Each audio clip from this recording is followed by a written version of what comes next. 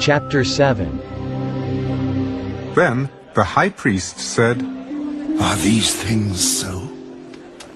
Brethren and fathers, listen. The God of glory appeared to our father Abraham when he was in Mesopotamia, before he dwelt in Haran, and said to him, "Get out of your country and from your relatives, and come to a land that I will show you."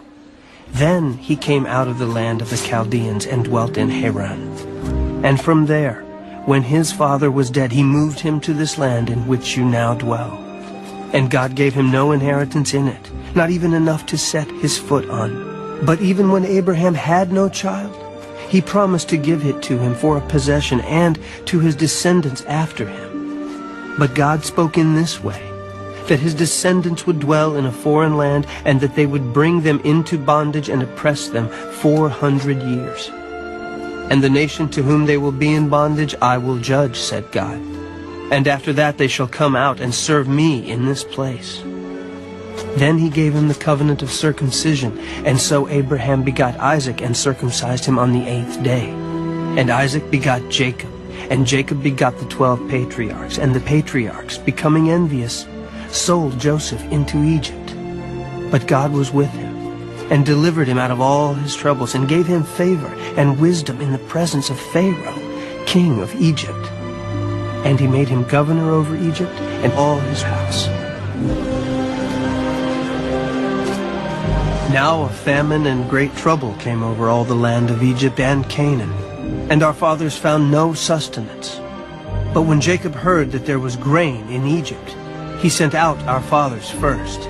And the second time Joseph was made known to his brothers, and Joseph's family became known to the Pharaoh.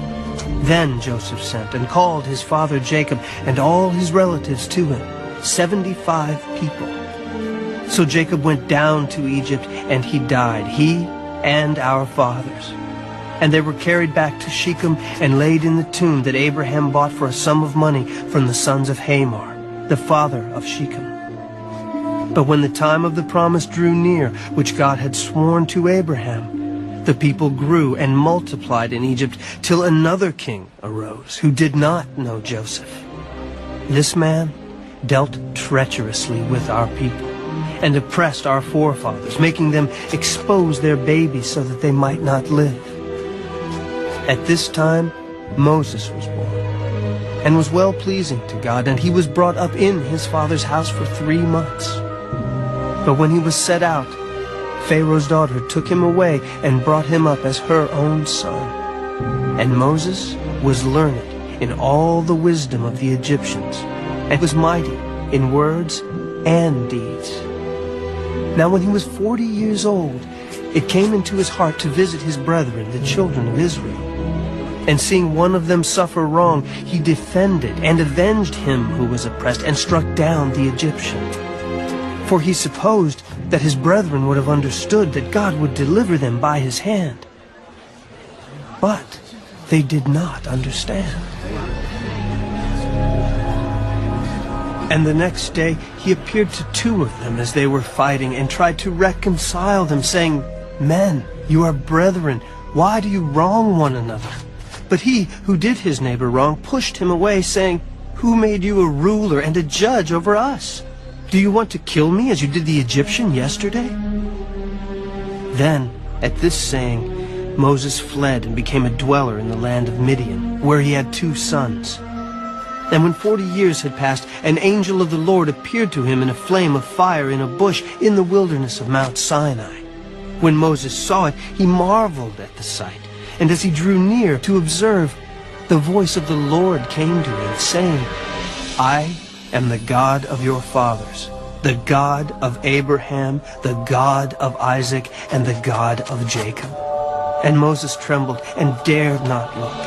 Then the Lord said to him, "Take your sandals off your feet, for the place where you stand is holy ground. I have surely seen the oppression of my people who are in Egypt. I have heard their groaning and have come down to deliver them. And now come, I will send you to Egypt."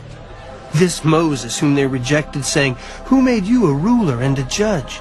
is the one God sent to be a ruler and a deliverer by the hand of the angel who appeared to him in the bush. He brought them out after he had shown wonders and signs in the land of Egypt, and in the Red Sea, and in the wilderness 40 years. This is that Moses who said to the children of Israel, "The Lord your God will raise up for you a prophet like me from your brethren. Him you shall hear." This is he who was in the congregation in the wilderness with the angel who spoke to him on Mount Sinai, and with our fathers, the one who received the living oracles to give to us, whom our fathers would not obey, but rejected. And in their hearts they turned back to Egypt, saying to Aaron, "Make us gods to go before us. As for this Moses who brought us out of the land of Egypt, we do not know what has become of him."